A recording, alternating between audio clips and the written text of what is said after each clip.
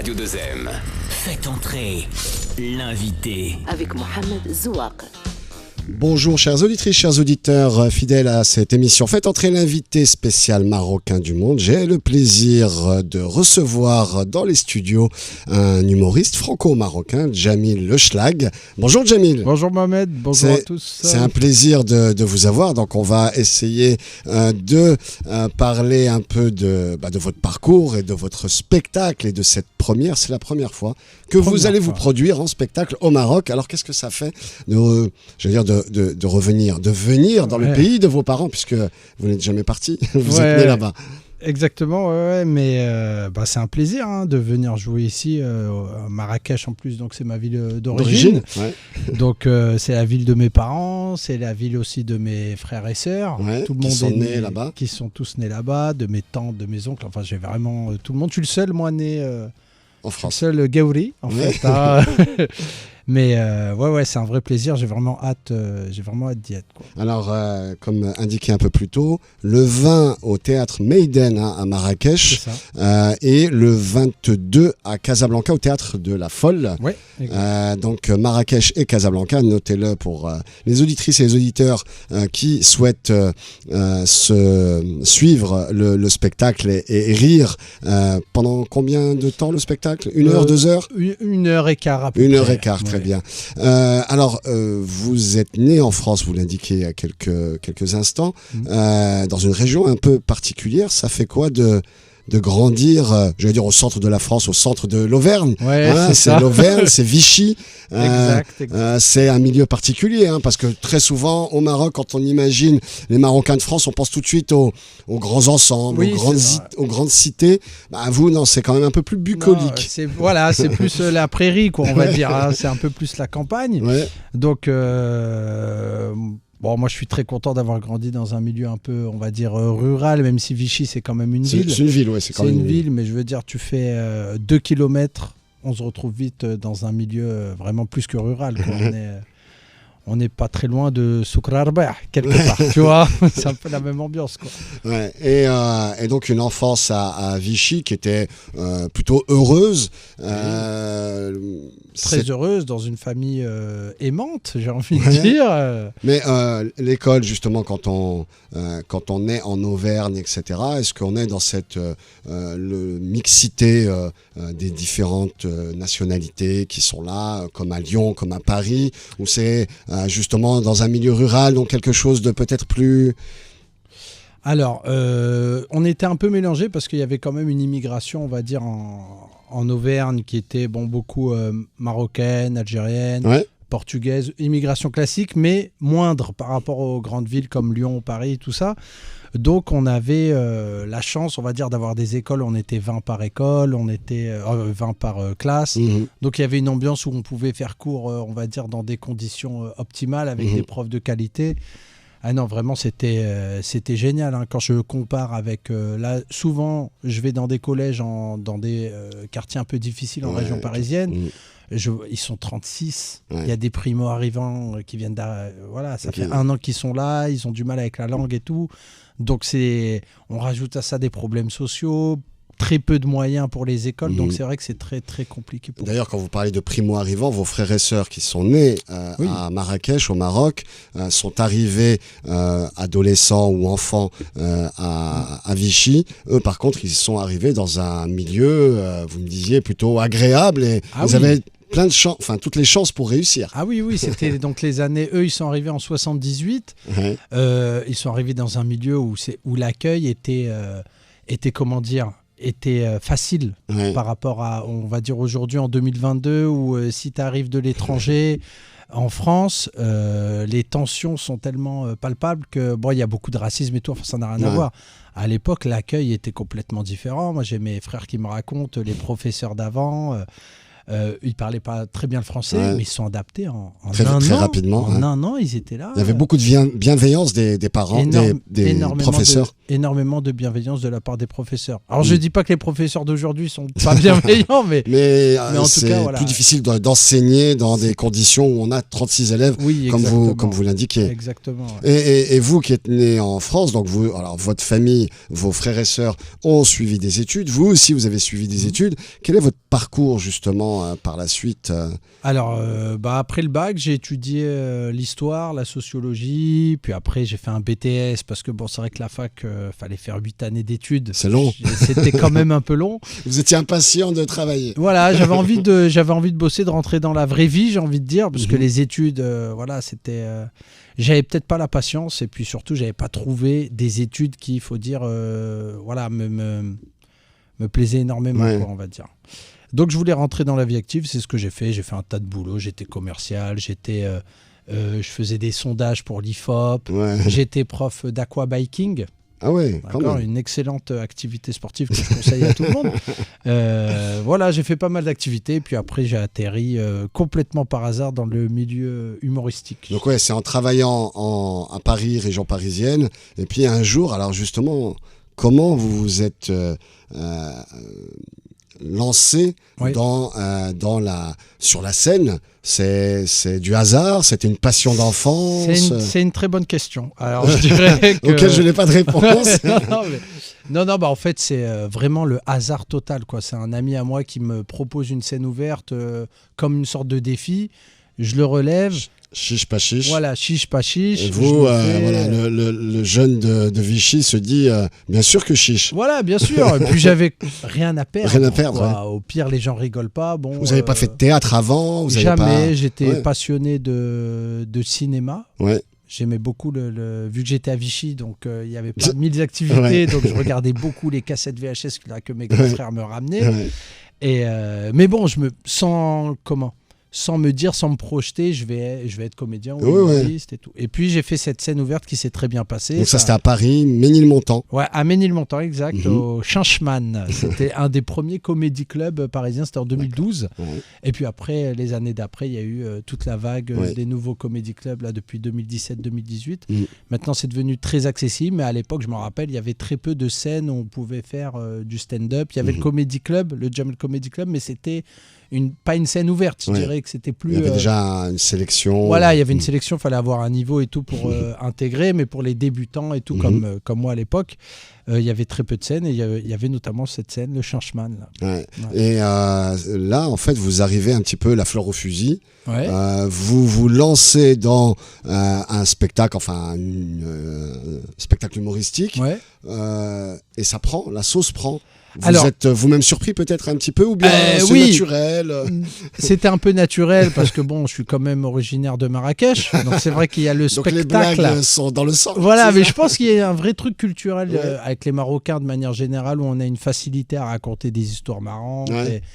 Alors Marrakech... Ça vous a marqué peut-être Jamel Alfna, les vacances à Marrakech? Exactement. Ça c'est resté ça a imprégné votre cerveau. Ah bah oui, surtout que moi j'étais à Vichy, donc j'arrivais à Marrakech, Jamel Alfna, mon père qui lui faisait...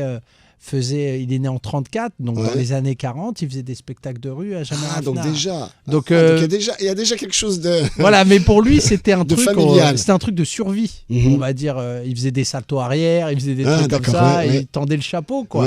Donc pour lui, comédien, c'est un peu lié à ça, quoi. C'est un peu Ouled Jamel Alfna. Donc là, quand je lui dis que je suis humoriste, il me dit bon, c'est quand que tu auras un vrai travail, quoi. Parce que pour lui, c'est ça. Pour lui, c'est juste du bricolage en attendant d'avoir un vrai travail. Oui, voilà, c'est ça. Parce que c'est ce qu'il a vécu. Ouais, c'est ce qu'il a vécu jeune. Parce quand il est parti en France, il était maçon. Il était maçon, voilà. C'était ça son métier. On est quand même dans du concret avec la maçonnerie. Ah oui, non, c'est. Il y a des briques, on construit une maison, il se passe quelque chose. À la fin, il y a un résultat, quoi. Et je sais plus ce qu'on disait. Non, donc Jamel Alfna, donc c'était un peu naturel. C'était un peu naturel. La première scène. La première. Et ça a marché. Ça a hyper bien marché. J'étais quand même un peu surpris parce que je pensais que ça allait être plus dur que ça. Puis je me suis dit, en fait, je suis trop marrant, je vais me réinscrire et ça va être trop facile pour moi. Et puis là, j'ai trouvé ma voie. Voilà, j'ai trouvé ma voie. Comme Ophélie Winter. Voilà, exactement. Et puis il y a la deuxième. Et là, bide. Ça marche pas du tout. Ah. Et la troisième, pareil, bide. Parce que j'y vais sans travailler, sans texte. J'y vais un peu en freestyle, on va dire. Un peu comme l'élève qui est bon en maths et donc après il travaille plus. Exactement, il se dit oh Pythagore laisse tomber, j'enchaîne 2x c'est bon. Et en fait non, c'est pas comme ça du tout quoi. Tu vois. Et donc du coup après j'ai pris un petit théâtre à Belleville.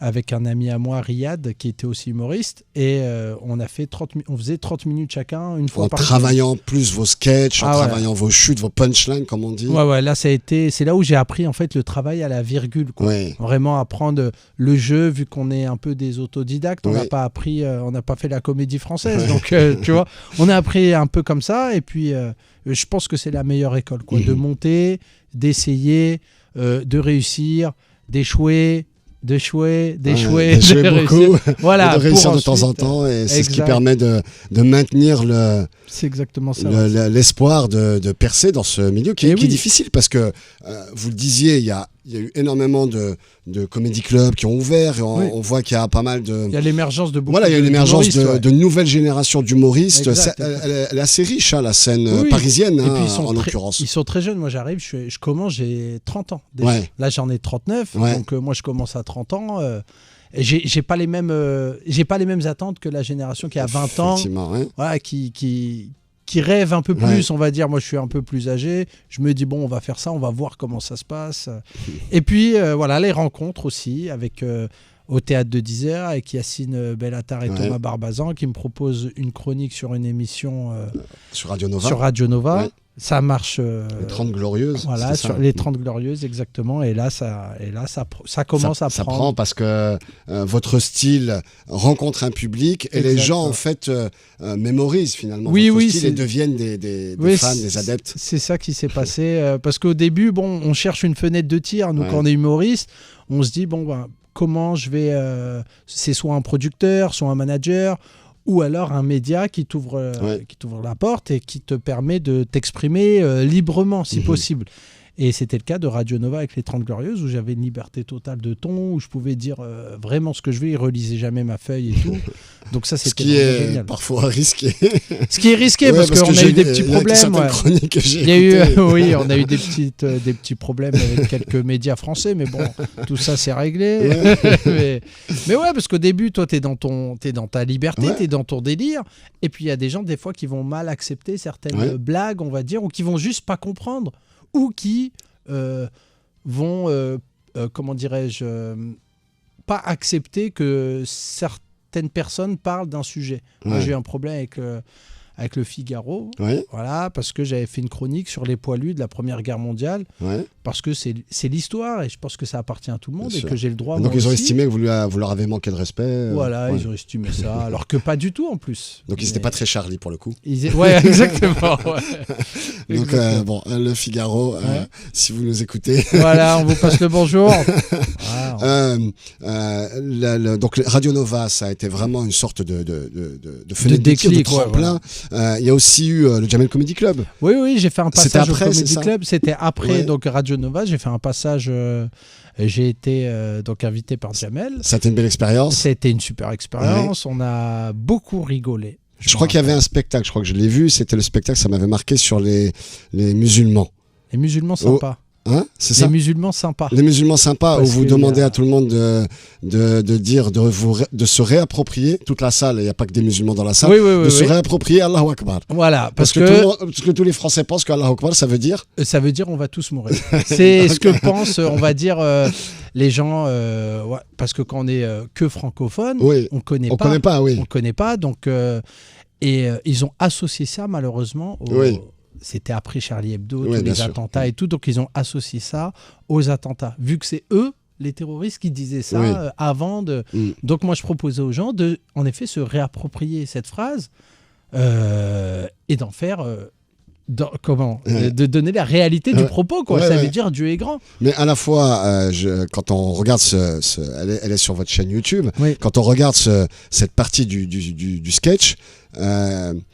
le public adhère totalement, rigole, mais on sent quand même, alors je sais pas si c'était moi qui le sentais, non, c'est ça, une gêne. On est dans un, moi j'adore ce moment parce qu'il y a un entre-deux, voilà.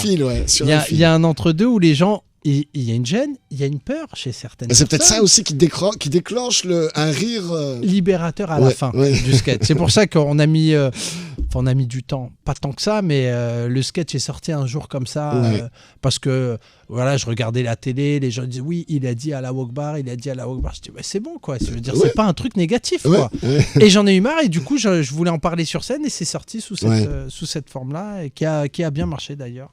Et ça aussi, c'est... Alors, votre collègue à Radio Nova, enfin anciennement collègue à Radio Nova, Yacine Bellatar, votre ami, qui a fait beaucoup de sketchs très politisés sur la situation des musulmans, sur l'islamophobie. Vous n'avez pas axé que sur ça, mais par exemple, ce sketch-là, il y a aussi un message... Oui, bien sûr.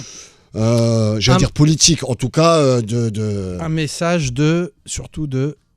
un pas l'un vers l'autre. Je veux dire, ce que je dis à un moment donné, je dis voilà, on a dit je suis Charlie, vous dites Allahu Akbar. C'est ça. Voilà, on essaie de faire un pas parce que sinon on va jamais y arriver quoi. Si on se regarde toujours de travers et que on n'arrive pas à se parler, comme on peut pas faire société quoi.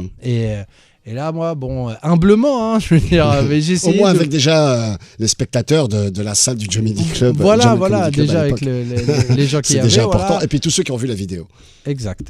Et donc, effectivement, pas mal de monde. Ce qui fait pas mal de monde. Ce qui fait pas mal de monde, tout à fait. Et c'était un moment assez à la fois, comme je disais, un peu gênant quand on connaît le climat politique et social en France, mais aussi très drôle, un rire libérateur, comme vous le disiez. Il y a aussi d'autres sketchs un peu revendicateurs ou un peu sur la religion, c'est des thématiques qui vous semblent importantes à aborder aujourd'hui pour décrisper au moins déjà vos spectateurs ou plus largement la société française. Eh ben ça commence par un truc très personnel, je dirais. C'est déjà pour me décrisper moi-même, je veux dire. Ça me fait du bien déjà d'en parler et qu'on puisse en parler tous ensemble d'une manière cool et détendue. Parce que quand on aborde ce genre de sujet à la télé, c'est via le prisme, on va dire, du conflit, systématiquement. Il y a un camp contre un autre. Et moi, j'essaie, de faire en sorte qu'on arrive à se parler tous ensemble et à en rire aussi. C'est ça le remède. C'est le rôle aussi de l'humoriste. C'est justement arriver et rire sur les travers de la société. Et pas de faire la morale ou de... Voilà, j'ai pas envie d'avoir un rôle un peu moralisateur auprès des gens ou quelqu'un qui voudrait donner le leçon. Pas du tout. Vous servez aussi de l'actualité. Votre public, notamment maghrébin, d'origine maghrébine ou de confession musulmane, ne vous en a pas voulu de faire un sketch sur Tariq Ramadan? Alors, la communauté musulmane, non. Heureusement, parce qu'ils sont quand même plus intelligents. Mais certains fanatiques... Vous ont envoyé des messages un peu véhéments. Voilà, il y avait des messages. Parce que Tariq Ramadan, comme tout le monde, c'est quelqu'un qu'on a admiré dans les débats. Moi, je me rappelle, en plus, il y avait très peu de personnes qui parlaient, qui défendaient un peu les musulmans à la télé. Donc, on a Tariq Ramadan, c'est quand même, c'est pas n'importe qui, quoi. Et quand après, on a appris tout ça, c'était un peu rigolo aussi, quoi, tu vois. Mais voilà, j'essaie de le faire avec bienveillance et sans juger l'autre. Et surtout, moi, j'ai toujours un peu du mal à comprendre pourquoi les gens se vexent des fois pour des trucs alors qu'on rigole, quoi. C'est le second degré. Quand on vient pour regarder, pour assister à un spectacle, on est là effectivement pour rire de tout, dans la mesure du possible. Oui, bien sûr. Mais parfois, effectivement, certains peuvent être blessés ou... Voilà, il y a des trucs, moi, par exemple, le blasphème, c'est pas quelque chose qui me fait rire. Donc, chacun est libre de faire ce qu'il veut. Mais vous, c'est pas votre trip. Moi, c'est pas mon truc. Si c'est un sujet qui est un peu trop... les violences policières, par exemple, ou les trucs de... Il y a des gens qui font de l'humour noir un peu sur des trucs comme le viol ou des trucs un peu graves. Moi, ça, j'ai encore un peu de mal. Je préfère rire sur des sujets, on va dire, d'actualité un peu plus cool, quoi, quand même. Justement, vous venez au Maroc, est-ce que vous allez adapter votre spectacle parce que c'est un public différent. Est-ce que vous appréhendez la rencontre avec un public marocain au Maroc ou pas du tout et vous y allez à la bonne franquette comme la première scène à mi-montant? Non, alors bon, j'appréhende pas trop, mais je réadapte, on va dire, le spectacle. Oui. Déjà, je le fais en France d'une ville à l'autre. Ah, vous réadaptez, super. C'est pas les mêmes... problématiques déjà, ou les mêmes problématiques. Donc, voilà, à Paris, si on parle des transports en commun à Paris, par exemple, c'est normal, les gens, ça va leur parler. Si on le fait à Besançon, bon, ils s'en foutent un peu des transports en commun, quoi. Enfin, c'est pas les mêmes problèmes. Ouais. Et ben, je pense que c'est la même chose au Maroc ou en Belgique, aussi en Suisse, j'ai joué pas mal. Donc, quand tu arrives dans un autre pays, c'est encore autre chose. Donc, tu réadaptes un petit peu... le spectacle, quoi. Hein. Là, il y aura beaucoup, je pense aussi, d'anecdotes personnelles qui sont liées. Les vacances. Ah oui, là, c'est vrai que... Alors, une anecdote des moments qui vous ont marqué dans vos vacances, j'imagine, le plus souvent à Marrakech. Ouais, alors moi, ce qui m'a marqué à Marrakech quand j'étais jeune, c'est l'activité chasse aux scorpions, avant de dormir. Voilà, ça, c'est un truc qui m'avait un peu traumatisé. Il y en avait dans la maison. Il y en avait dans le village. Dans le village de vos parents. Vers Marrakech, en fait, c'est la ville des scorpions, apparemment. Et il y avait beaucoup de scorpions, quoi. Et quand vous retourniez à l'école et que la prof, l'institutrice, disait « Racontez vos vacances », vous parlez des scorpions. C'est une aventure. Jamil est parti à l'aventure. On finissait tous en garde à vue après. Parce que vous passiez les vacances avec des animaux qu'on n'avait pas l'habitude de voir, forcément à Vichy. Ah oui, c'est vrai qu'à Vichy, il n'y avait pas de scorpions. Alors justement, Vichy, est-ce que, on parlait tout à l'heure des sujets que vous n'aimez pas, mais évitiez d'aborder parce que ça vous passionne pas ou c'est pas quelque chose qui est dans votre style d'humour. Est-ce que quand on est un maghrébin d'origine maghrébine ou d'origine arabe à Vichy, qui est né, qui a grandi à Vichy, est-ce qu'on a d'autres sujets un petit peu tabous?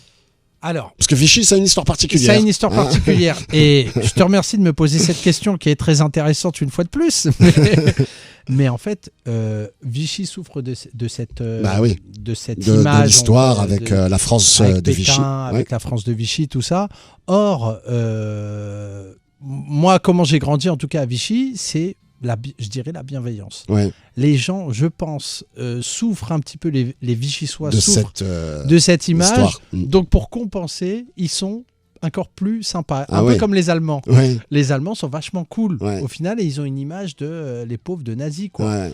Alors que c'est vrai que je suis allé en Allemagne quand j'étais plus jeune. J'avais peur, parce que bon, comme tout le monde, j'ai regardé les documentaires sur Arte, sur les nazis et tout. Et en fait, j'ai rencontré des gens vraiment, vraiment sympas, quoi. Très accueillants, il y a un truc de culpabilité, donc du coup, il y a un truc un peu plus cool qu'ailleurs, je pense. Ouais, donc finalement, à Vichy, vous avez plutôt rencontré de la bienveillance, comme vous le disiez. Ouais. Et puis, sur les sujets, les gens sont plutôt décontractés.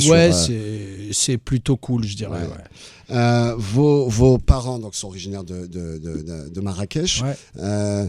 Comment ils ont géré votre parcours? Est-ce que votre père qui faisait des spectacles à Jemaa el-Fna, est-ce qu'à un moment il s'est dit mais là qu'est-ce qu'il est en train de faire mon fils? Il avait un job et il se retrouve à faire des scènes. Pas du tout. Non, ça va. Comment dirais-je? J'aime beaucoup mes parents. C'est important de le dire. Surtout qu'ils écoutent Radio 2M. Ouais, ils écoutent Radio 2M. Bah oui, pour eux, là, réellement, j'ai percé. C'est la consécration. 2M, voilà. France Inter, tout ça, c'est vrai. Vu qu'ils écoutent parce que vous travaillez maintenant chez France Inter. Voilà, je suis chez France Inter. Chroniqueur chez France Inter. Voilà. Et en fait, eux, ce qu'ils veulent, c'est juste que je sois. Ils me disent toujours, est-ce que tu es content? Oui. Je dis, alhamdoulilah, je suis content. C'est tout. Il n'y a que ça qui les intéresse. Et voilà, parce que eux, ce qu'ils recherchent, en fait, ils veulent juste que leur enfant, il soit heureux, il se marie, il ait des enfants. Voilà, c'est tout, quoi. Ils n'ont pas d'objectif, on va dire. Quand j'étais petit, il voulait que je sois. Mon père, il disait, ouais, il va être ministre, il va être. Oui. Parce que j'étais fort à l'école. D'accord. À l'école, j'avais fait la dictée d'or. Donc, c'était une dictée de Bernard Pivot. Oui. Et j'étais passé à la télé quand j'étais petit. J'étais oui, au CM1. Ouais, déjà une star en bien scène. Bien sûr. Mais alors, bon, pour autre chose, quoi. Ouais. Pas pour un truc de troubadour. Là, c'était bien la dictée. Mais alors, justement, la semaine dernière, on avait Rachid Santaki. Je ne sais pas si vous connaissez. Oui, Rachid Santaki, bien sûr. C'est un écrivain. Grande dictée. Écrivain et il organise la grande dictée. Et justement, on a parlé du rôle de la dictée dans les quartiers populaires, etc. Donc, rappeler justement la dictée, avec Bernard Pivot, ça fait le lien avec l'émission de la semaine dernière. Oui, exact. La dictée qui a malheureusement, qui n'est plus. En France, maintenant, ils font ce qu'on appelle des dictées flash. Ouais. C'est terrible. Donc c'est beaucoup plus court, c'est juste quelques phrases. C'est 3 phrases qu'ils ont appris la veille. Ah oui, donc c'est pas forcément le même travail, le même effort. C'est pas le même effort, ça n'a rien à voir. Ça vous arrive de refaire des dictées ? Non, mais j'aimerais bien en refaire une. Je pense que vous avez déjà percé dans la dictée enfant. Il faudrait juste voir si le niveau s'est maintenu. Alors, 2 spectacles au Maroc. Marrakech, je le disais, le 20, demain, et le 22 à Casablanca. Ouais. Casablanca, c'est presque complet, je crois. C'est presque complet, donc il y a encore des places pour Marrakech. Pour Casa, il doit rester vraiment très peu de place. Et Marrakech, c'est presque rempli aussi. Alhamdoulilah. Et je tiens à remercier tous les gens qui ont pris leur billet. Donc ça veut dire que ils vous connaissent au Maroc et ils ont envie de s'amuser. Ils ont envie de rigoler et quand un enfant du pays vient qu'on voit dans les vidéos, qu'on écoute à la radio, eh bien on a envie, ou qu'on voit dans les spectacles, on a envie d'assister à son spectacle au Maroc. Et puis c'est aussi une volonté, surtout après ces 2 années de Covid, de pouvoir sortir à nouveau et pouvoir s'amuser. Est-ce que derrière, après ces 2 spectacles, j'espère seront un succès, en tout cas ça en prend le chemin, puisqu'il y a il est quasiment complet. Est-ce que ça vous met déjà dans une perspective de vous reproduire à nouveau dans d'autres villes, peut-être? Parce que là, il n'y a pas Rabat, par exemple, il n'y a pas Tanger. Il n'y a pas Rabat, il n'y a pas Tanger. J'aimerais beaucoup moi, revenir, même si je n'ai pas encore vraiment commencé. Mais déjà, je vois que déjà ça marche bien à Marrakech, ça marche bien à Casa, forcément. On va en parler avec donc Omar, qui est mon manager ici au Maroc. Et j'aimerais vraiment Rabat, parce que j'ai énormément de demandes à Rabat. Il y a un public. Il y a un public. Après, les autres villes, je ne connais pas trop. Je ne sais pas, Meknès, tout ça, Fès...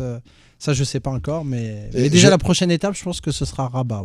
Je sais que l'organisateur du spectacle, Armand Tikawin, fait aussi des spectacles, organise des spectacles en Afrique, dans les autres pays africains. Est-ce que ça aussi, c'est quelque chose qui vous tente? J'aimerais bien, J'aimerais beaucoup, surtout. Moi, je vois par rapport aux demandes que j'ai sur Internet. Le public qui vous contacte. Je suis à Dakar, je suis à Abidjan, on t'écoute, on aime bien. Donc, il y a des locaux, donc des Ivoiriens, des Sénégalais. Il y a aussi des expats. Il y a aussi des Libanais, apparemment. Oui, il y a beaucoup de Libanais en Afrique subsaharienne. Notamment en Côte d'Ivoire. Donc, il y a un peu une sorte de mélange, un peu comme ça, qui... moi, j'ai hâte de vous rencontrer, les amis. Rencontrer un public différent, pour le coup, parce que... Différent, Est-ce que vous avez déjà participé à des sortes de festivals ou des tournées où il y a plusieurs humoristes? Alors, je sais qu'il y en avait au Maroc, où il y avait des différents humoristes africains. Est-ce que ces rencontres-là, est-ce que c'est quelque chose que vous avez déjà pratiqué? Alors, on en fait beaucoup, ça, mais c'est plus en France, En France, c'est plus en France, et c'est vraiment le plateau d'humoristes classiques, On nous appelle, est-ce que tu veux venir à Montpellier? Moi, je demande toujours, il y a qui? Parce que, il y a des gens avec qui tu as plus d'affinité que d'autres. Et donc, souvent, les équipes sont sympas. Donc, on y va. Et c'est génial parce qu'on part entre humoristes. Donc, on sait... Ambiance. Voilà, l'ambiance. On peut bien rigoler, Merci beaucoup, Jamil Le Schlag. Merci, d'ailleurs, d'où vient ce surnom? J'ai pas posé la question. C'est un surnom que j'avais quand j'étais gosse, qui est resté. Le Schlag, pour nous, ça voulait dire, à Vichy, ça voulait dire celui qui est un peu dans la lune.